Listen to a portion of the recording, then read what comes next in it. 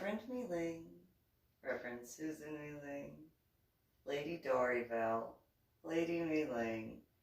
I've been known by a few names. I've actually even been called God before I got the paperwork taken care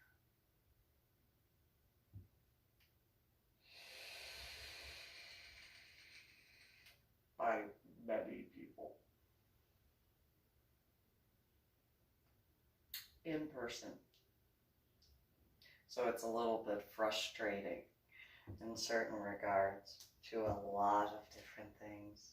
And I don't just mean in a passing comment of, oh my God, what type of way. And far more people than I've ever been intimate with. Let me also add that. So,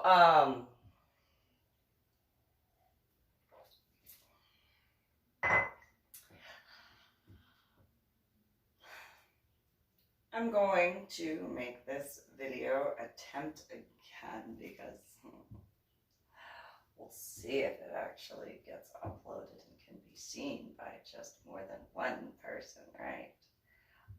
Just pointing that out.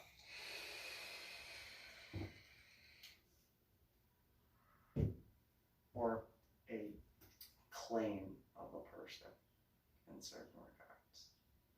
You know, that technology aspect. Just pointing that out there. So, there was a situation that I wrote about which did occur. And I also told people at the time, because at that time, I was still involved with the lifestyles of BDSM, LGBTQP, and swinger, albeit more so in the San Antonio area. And I did tell my biological parents, and they just kind of looked at me and were just, well, you know, that's not really that big of a deal. That's what I was told. It's not that big of a deal. So I guess if there's actual people who will watch this and let me know, you know, I guess I can find out whether or not it's that big of a deal. Because, you know, realistically, I thought it was a big deal. I thought it was important. But then again, I've been told and shown in various ways how others think so much smaller of me and my experiences, as well as, you know, what I dealt with in regards to various aspects. So, one day, after all the stuff that occurred with Carrollton Farmers Branch Independent School District and their lawyers, as well as their board, and again, similarly to the lawyers, please do tell me which person on that board had not committed any sin. Please let me know, truthfully. I would like to know which one of those board members did not ever lie or cheat on their spouse or assist.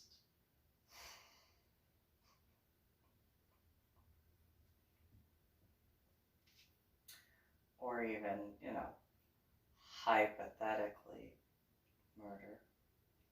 Hypothetically, you know, they're on the board at that time. Yes.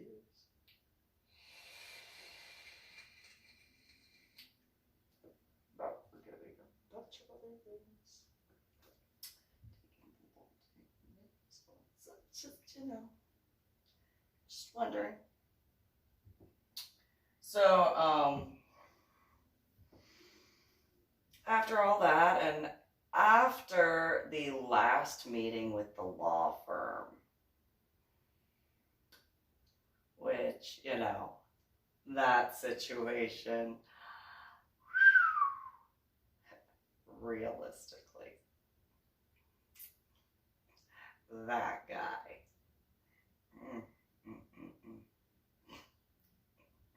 I made him so mad. I did. I made him mad. Similarly mad, like angry mad as the 2-star general in his office mad. Like similarly mad because I was correct and he knew it. And so did all of those other lawyers and paralegals and whoever was there. And so as much as they tried, and by the way, I did not have a lawyer in that meeting. I, was denied any advocate or any assistance, not just from my biological family, not just from my ex-in-laws, constantly had requested help with the legal aspects and constantly denied over and over and over again. Now, hacking should be illegal. Should be. Stalking should be illegal as well. I'm just going to throw that out there. If it's not, it should be. Anyway.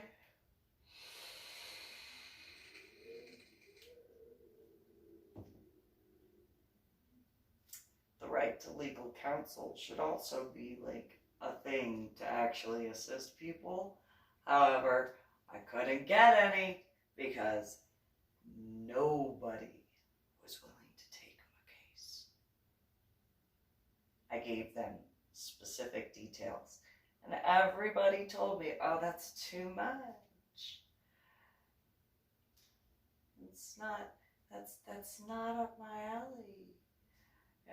It's too big for my britches. I actually was told by several lawyers, not one, multiple lawyers told me that what I was giving them information-wise was too big for their britches.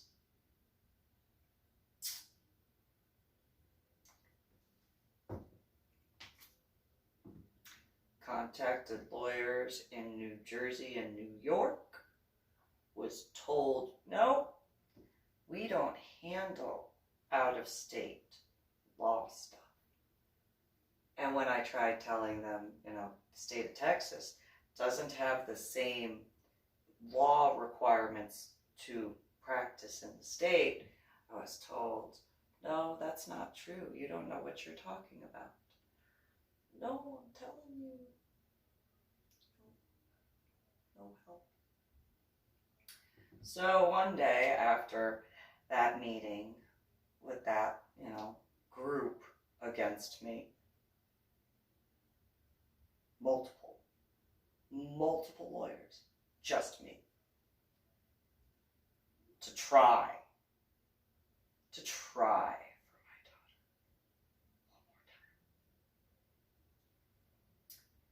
one more time. Then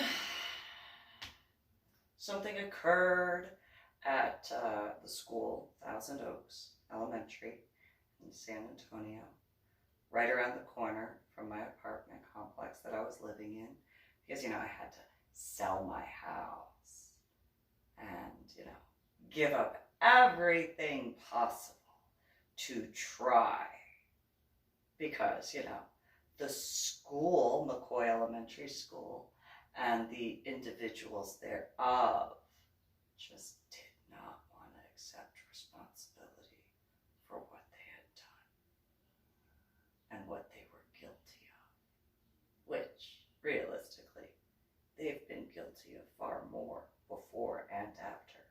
Correct? Yes. The answer is yes. But I'll say hypothetically, just for that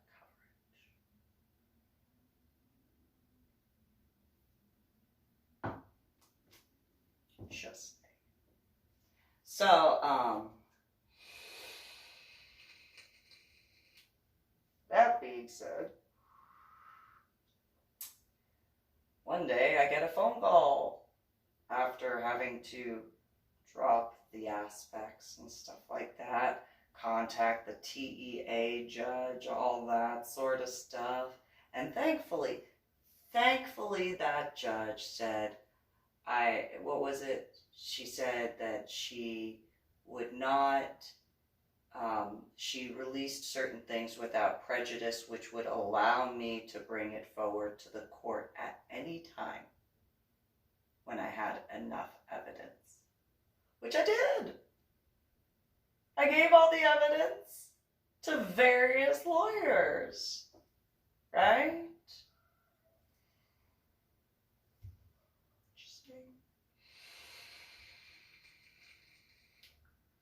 So, one day, get a phone call. My daughter had escaped from the back room, which is where the special needs education was. I had already been there multiple times to do everything I could, so if Carrollton, Farmers Branch Independent School District's McCoy Elementary School ever attempted to say that I would not be there at the drop of a dime, no. That school, Thousand Oaks Elementary School, would be able to have a record of, how quickly I was there. And so would every hospital my daughter was in. They would very much have the record of how quick I would work to get there to take care of things. So, that would be a further proof of McCoy Elementary School staff members and their bias against my children and I. Just saying. So, as, and the adult volunteers, not forgetting those 3 females, Marcy Creemans and Kim Brown and Rebecca Schrader. So,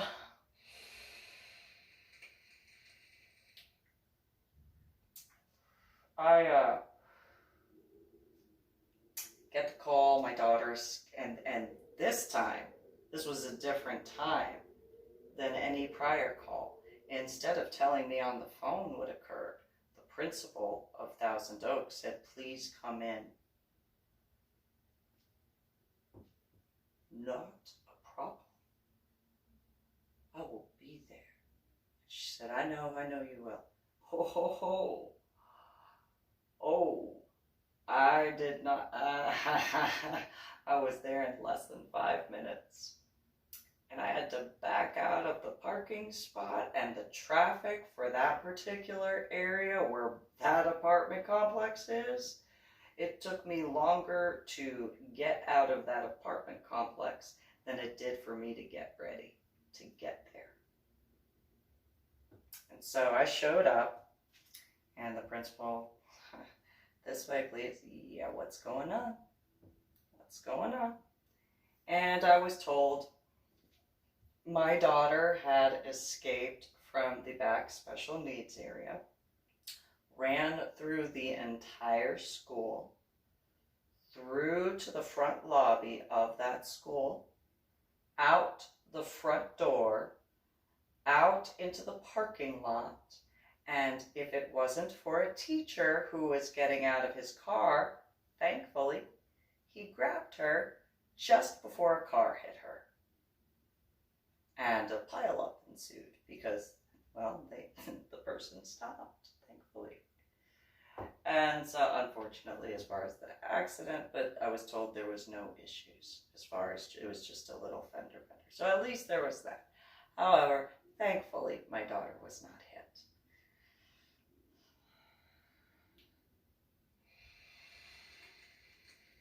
Despite what happened in Warren's program for Carrollton Farmers Branch Independent School District. Right. That being said, because Mr. Warren said that he grabbed my daughter, physically. Well, why would you put your hands on my daughter?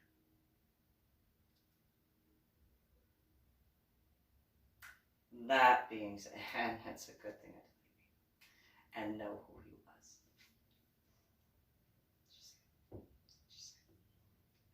So,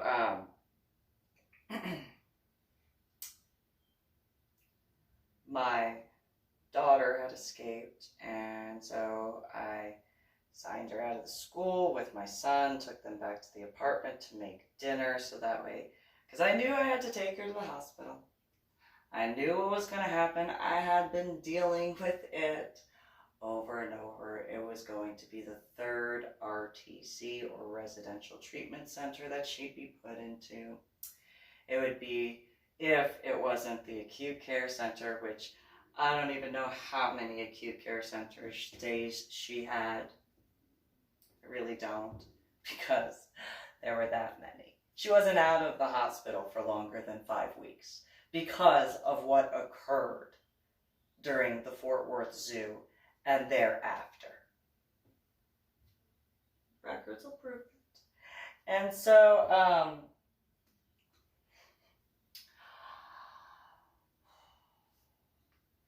as I was cooking food, I hear my children starting to bicker amongst themselves, and my daughter picked up my son, threw him into the concrete glass end table that I had, and she broke the plexiglass with my son's body and broke the concrete part. Thankfully, he did not land on the rebar that was in there. Ran over, cleaned off the plexiglass, and took it out of my son's skin, and took the shards of concrete out of my son's skin. Started doing what I needed to do to heal him. Apparently 736 has an issue. I don't really care. Anyway, so after getting that taken care of, turned off the stove, cleaned up my son a little bit more, got them cleaned up and dressed to go to the emergency room for both of them, apparently, instead of just one situation. So then, get to Fort Sam Houston, or JBSA, Joint Base San Antonio now, and took them into BAMC, or Brooke Army Medical Center, San Antonio Medical Center now, and, had done energetic stuff as I do for stuff. And as I'm checking my children in, and I'm showing the nurses, stuff like that, the different aspects, and explaining, or at least attempting to explain, about the energetic aspect. Out of the emergency room walks a doctor, and those who know emergency rooms, you have to use a little chippy thing with your card to get in. Well, he walked out and the doors didn't close immediately. My daughter took off running in there. Come on, James, let's go. And so I had to run fast enough to keep up with my daughter and at least keep my eyes on her, while at the same time of making sure I could see my son and be slow enough for him to catch up to me. Now, I had capri pants on, so you could see, I don't know if I had this tattoo yet. However, you could see that tattoo, that tattoo, that tattoo, that tattoo, that tattoo, and that tattoo, as well as that tattoo, that tattoo, that. And then there's my hair. I mean, it wasn't waxed on the side, it was longer, but it's still the same haircut and definitely the same shade-ish of red. Not normal for a military base. Oh, not normal for a military base. No, not at all. and in civilian clothes, so, you know, there's that. I mean, not that if I were wearing camo, that definitely would have been out of place. No denying that. And so I see a group of soldiers coming down the hallway as I run past, because of course they didn't see my daughter, you know, because similarly to certain areas in New York when I grew up, shorter. And so she runs through. And all they see is a big old red dot and probably some tattoos running. And then seeing my son run up behind me, Mom, slow down. I can't.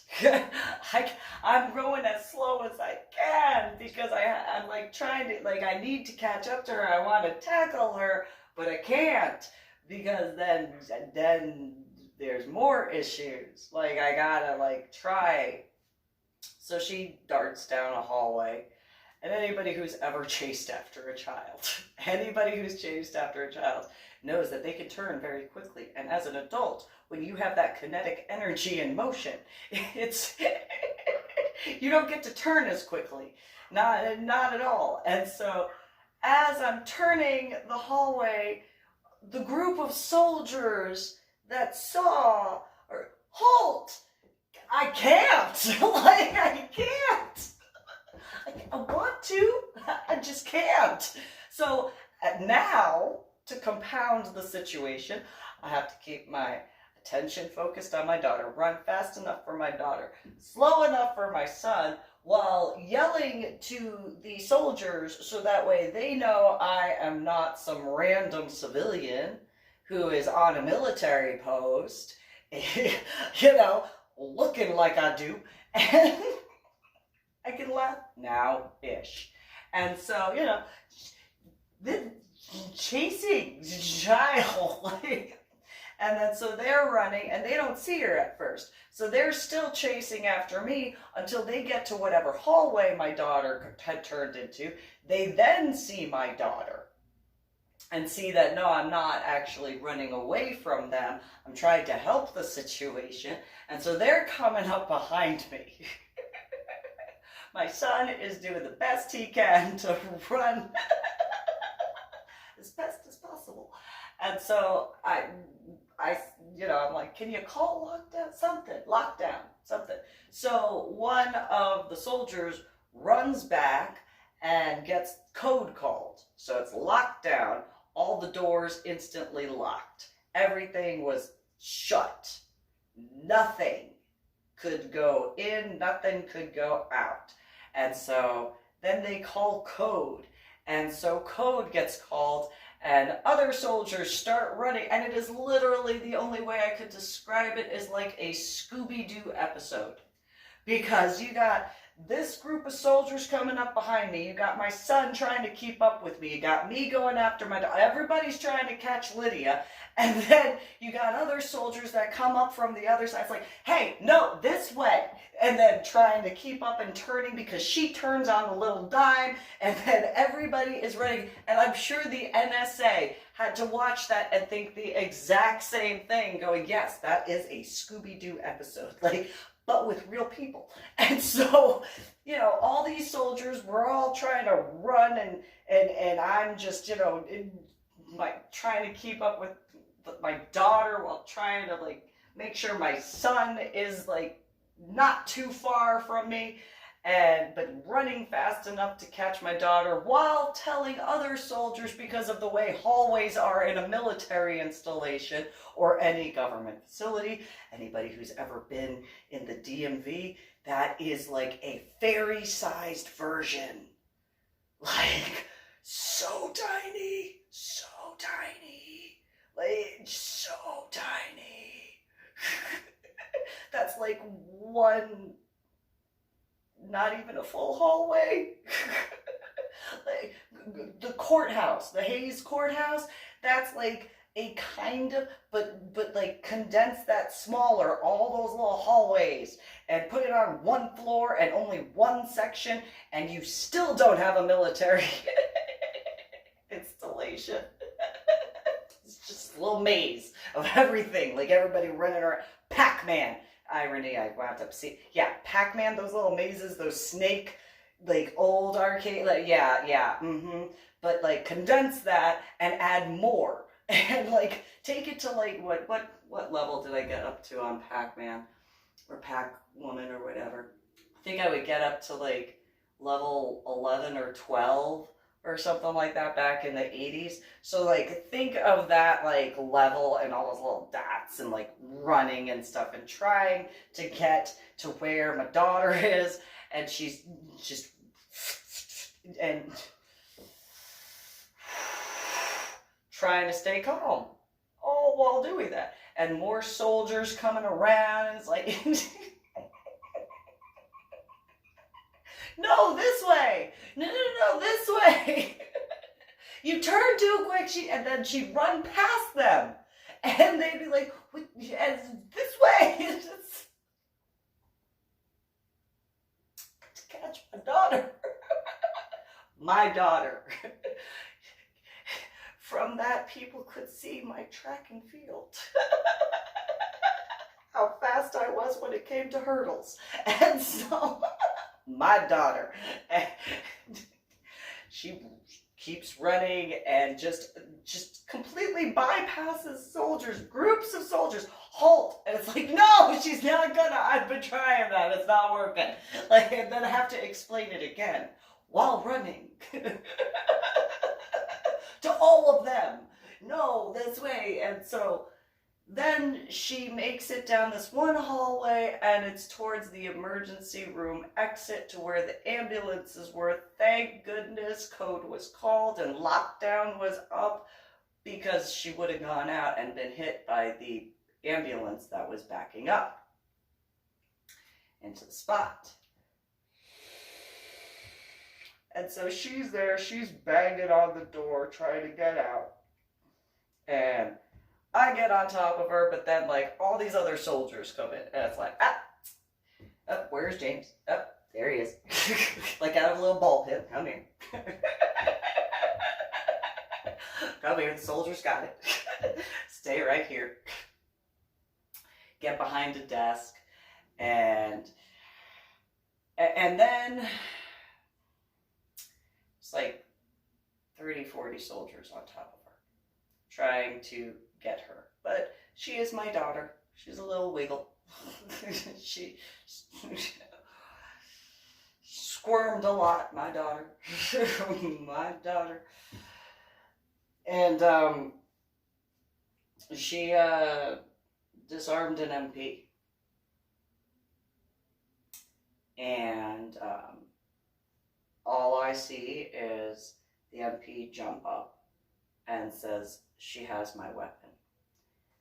I look, push my son. I literally pushed my son behind the desk, so that way he didn't have to see whatever was possibly going to occur, because I didn't know which way it was going to go. And so, jump on top of my daughter, because every soldier jumped up like, "What do you mean?" Like, what weapon? And then realized it was an MP. And I jumped on top of my daughter, and the firearm was in my stomach. And I mean, it was like right here. And I had to figure out on the spot, literally, how to pin her arms down and get her finger off of the Glock trigger. And I heard clicks. And, you know, not that there's really a safety when it comes to Glocks. And so, had to figure out how to pin her down while she was fighting, spitting at me, and not let the bullets go out, and not let anybody get injured at all. So I pin her down. I get the barrel of the Glock 45 out of my stomach, And I shouldn't know how to do this. Realistically, I shouldn't. I shouldn't have known, but I did, and it worked out, obviously. However, pin her down, get the Glock out of her hands, because both of her hands were on that Glock, and pin her down and remove her hands so that way I can get the Glock out of my stomach, the barrel part, you know, where the bullet goes out of, that's what was in my stomach, and pin her down, get it out of her hands, and then holding the barrel, so, you know, give this as an example, so holding the barrel, reach behind my back to have the barrel essentially pointing at me, however, hoping that they didn't pull the trigger of the firearm that I was handing them, obviously to assist. And so whoever it was grabbed the firearm by the handle, and then soldiers came in and got her arms, got her legs, carried her, I had to hold her down so they could put a face mask on her, so that way she wouldn't bite or spit at them, and dealt with that. And then she was carried off and restrained in a private room.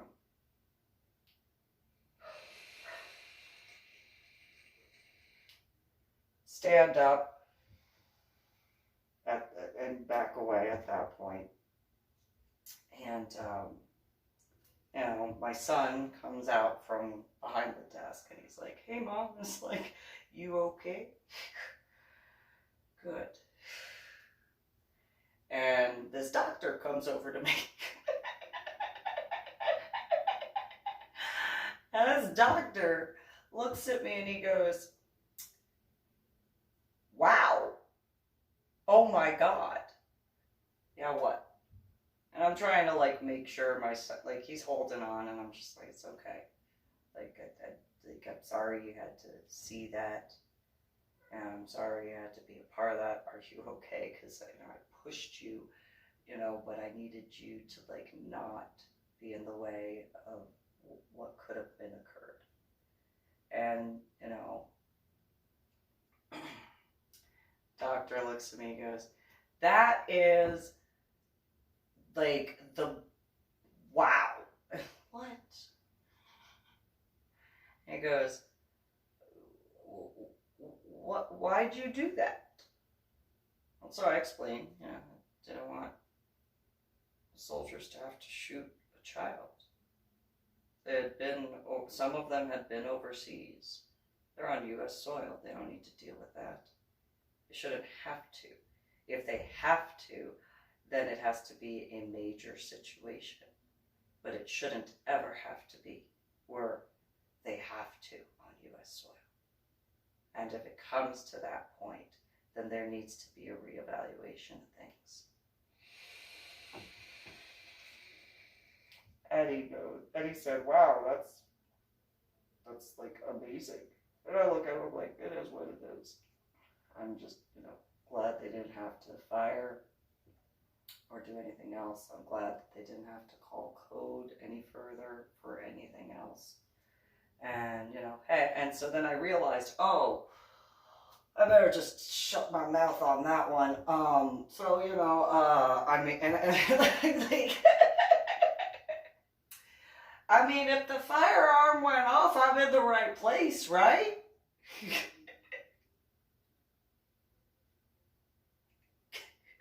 Right? And you just, what? I mean, you know, I have my son here, so he doesn't, you know, like, he's a minor.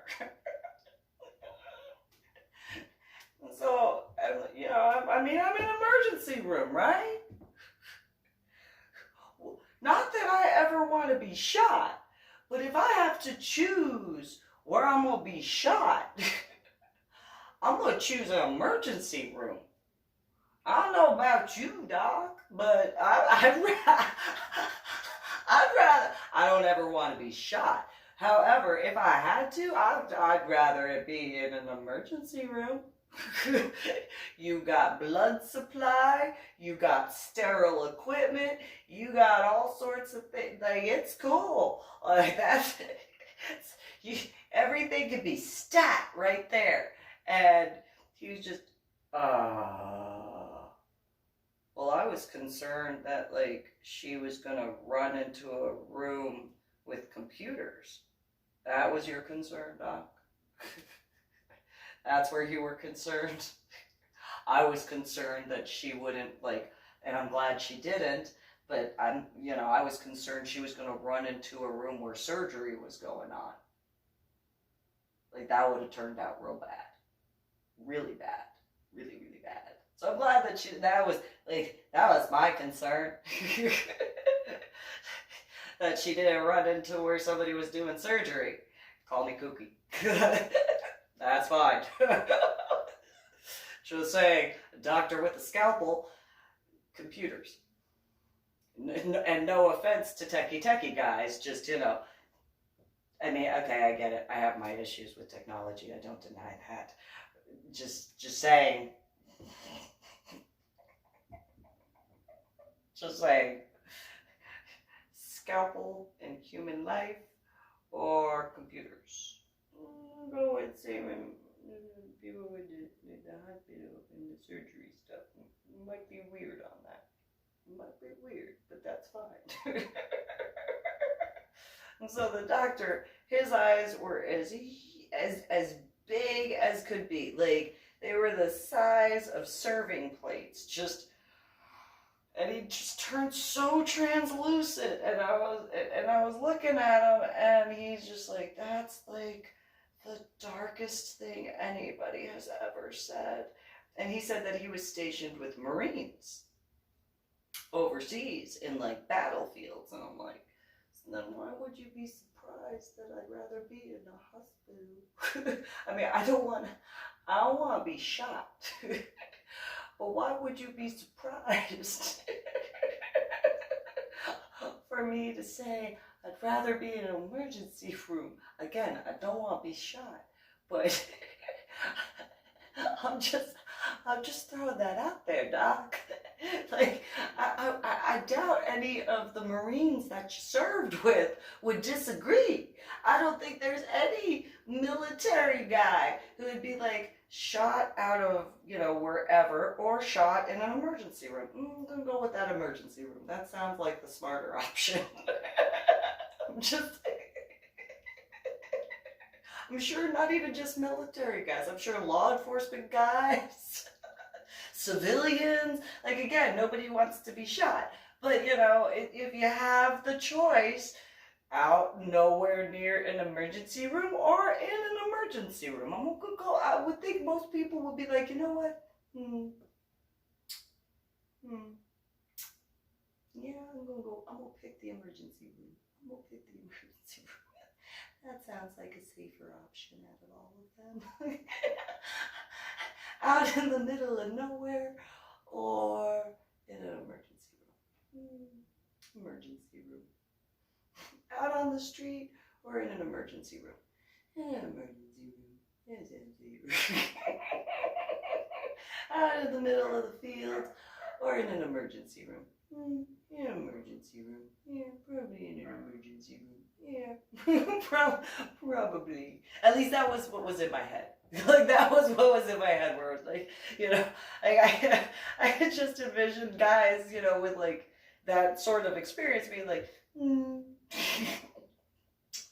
I think I'd rather be in an emergency room.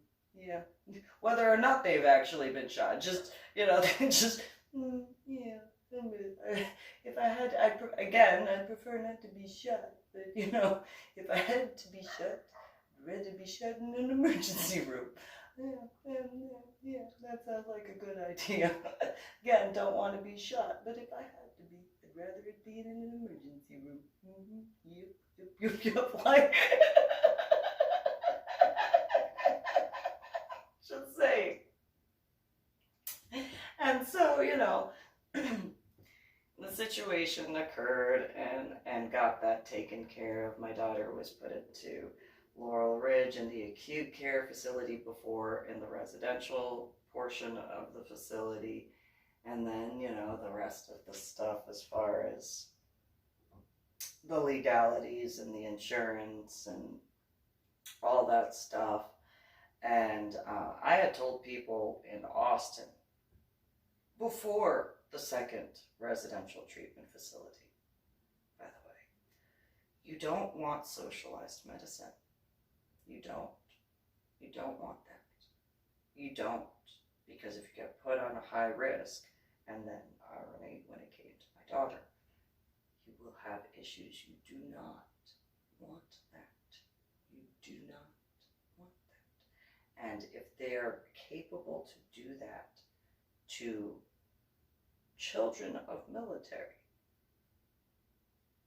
you should really think about that. And so many of the individuals that I spoke with over that time frame, no, and they said, no, that's what we want. Or whether it was a group, if it was one individual, it was I, either way, that's what they wanted. And I was infuriated because, again, they were talking smack about the military and law enforcement and all that sort of stuff. And it was just one of those, you know what? And there was, I think it was, what event was it? I think it was I know I was outside, which doesn't help because I was in the smoking section.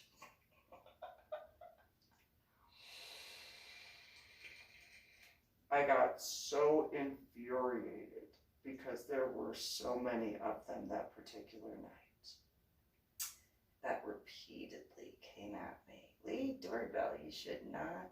Leave doorbell, why? Leave doorbell this. Leave doorbell.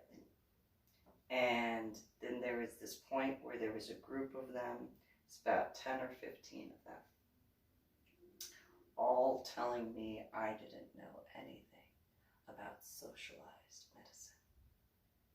And after giving the examples, not just of what my daughter was dealing with before that BAMC thing, by the way, but also military guys, gave them examples from medical hold unit, which is now the warrior transition unit, all that sort of stuff. Just one example after another, after another, after another. And, oh, that's what we want.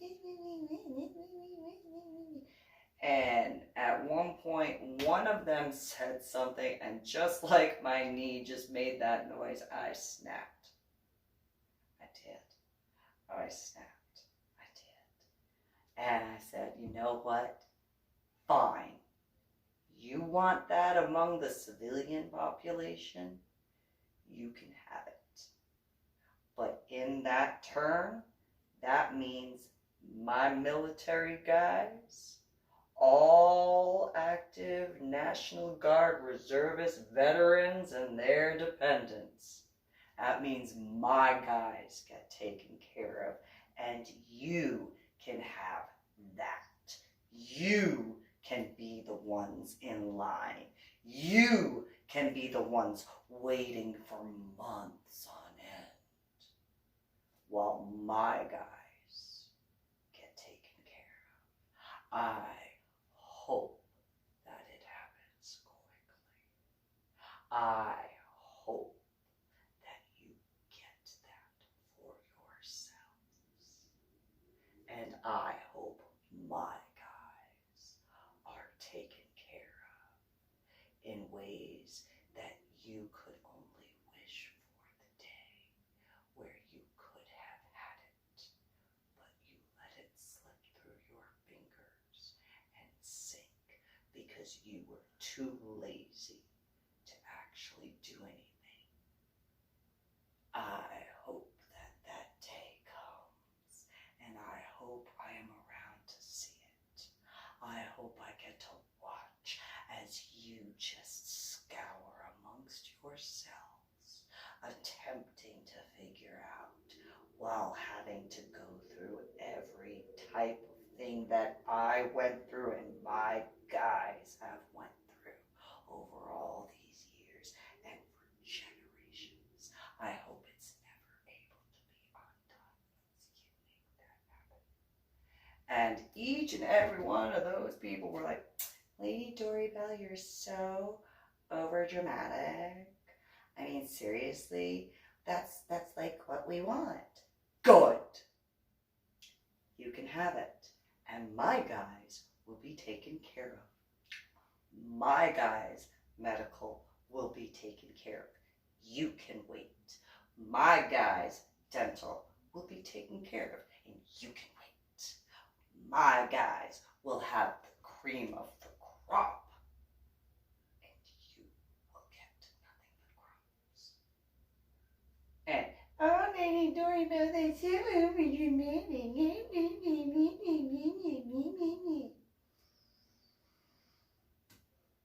Coming out of your mouths, realistically, okay. Yeah, I don't care.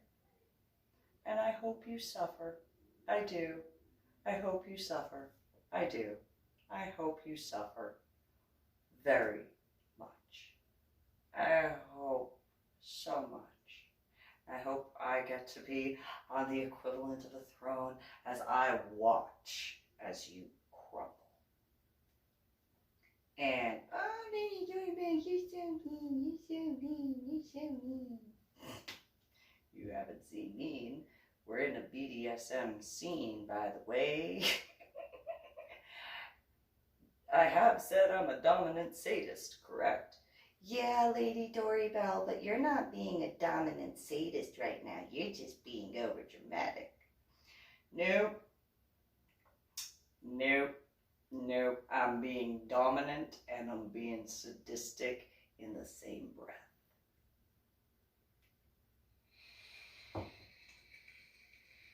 So, fast forwarding past 2010, by the way. That was 2010. It's in 2010, maybe 2011, somewhere around that time frame. I am going back to the 2012 because that was the time of the BAMC situation with my daughter. I had told my biological parents about that. And Mike just kind of, I don't know what to make of that. I mean, that's a lot to believe. Huh? You know I can't tell a lie. Anna, on the other hand, Anna was just, oh, that can't happen. There's no way that that could happen. Do you remember how I was when I was a child? And Anna said, yes. Said, was I fast as a child? She said, yeah, you were really fast. Lydia's my daughter. Yes. Okay. So, why don't you ask James? James will tell you. James went, told both of them. Yeah, no, mom did this, mom did that, mom did this, mom did that. Yep. Mm-hmm. Yep, she did it. She did. Yep, she did it. And they were just, no. And I said, James, you know, what happened when it came to the video you took? Mom made me delete it. I said, because that had to do with other people that were in the vicinity. And he said, what do you mean? Because it was an emergency room. There were other people that were there. You got images of soldiers. You needed to do that. Like, you know, it had their name tags. It had their rank. That's why I had you delete it. Because it had their name tags, had their rank, it had their faces. And then whatever other people that were patients, that's why I had you delete that. Not because of, you know, any other aspect of, because that needed to be done that way.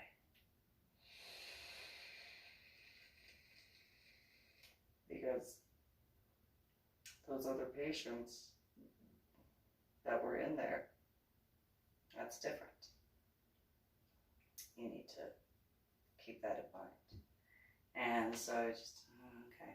Well, Anna, my biological mother, oh, Susan, I mean, realistically, was it really that big of a deal that you jumped on top of your daughter that was holding a firearm? I mean, realistically, was that really that big of a deal that you chased her around and had to keep your son in view while informing the soldiers at the same? I mean, realistically, was that big of a deal for the lockdown being called in the hospital? I mean, really, how big of a deal was that? Oh, so you just jumped on top of your daughter and, you know, prevented her from shooting, you know? Oh, well, that's really not that big of a deal, you know.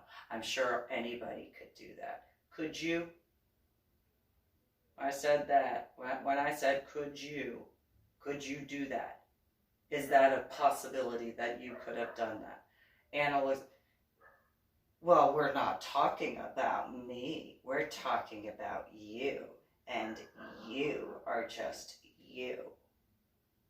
It's not that big of a deal. I mean, really. Your sister just graduated a year ago and you don't understand. She is dealing with some actual stress where this is just, I mean, how could you be stressed about this? Really, Susan? Those were my biological mother's words to me. Those were my biological mother's words to me. So, you're telling me that it's no big deal that I did that? It's no big deal. Nothing. I don't know. Nope. I mean, realistically, same height, but, you know, the way she was speaking at me, just, no, I mean, anybody could do that. Her hands were wrapped around the handle and pulling the trigger of a Glock. That's no big deal. Anybody could do that. You know, I could have died. So could James. And then so could have a bunch of other soldiers. So could have the patients that were in that emergency room. Her words. Who cares? I do. I care. I do. I care. That's why I did that. To prevent that. Whatever. That's not that important. What's more important is that you haven't asked this question about your sister, and you haven't asked this question about your sister.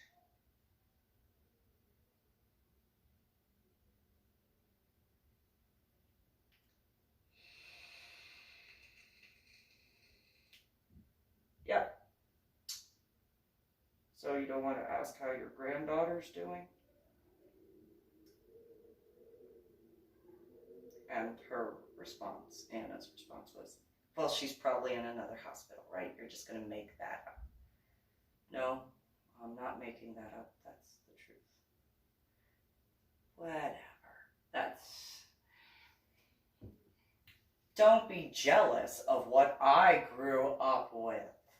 Because that attitude came from Anna, my biological mother, that is exactly, almost exactly how she was when the doctor was explaining to her when I had mono Epstein-Barr bronchitis, Lyme's disease, and the flu all at the same time.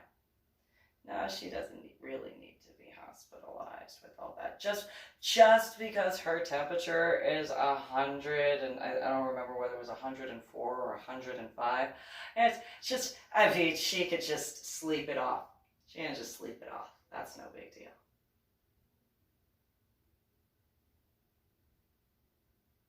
So for all the individuals that I knew over the years who were like, oh, nobody's biological mother could be that cruel. I mean, maybe they could be that cruel to you, but not towards their grandchildren. Yes, but my grandchildren their grandchildren came from me. Her garbage at me was transmuted to my children because of her hatred towards me. And the different responses were, oh, your mom can't be that bad. Go meet her. See what that's like.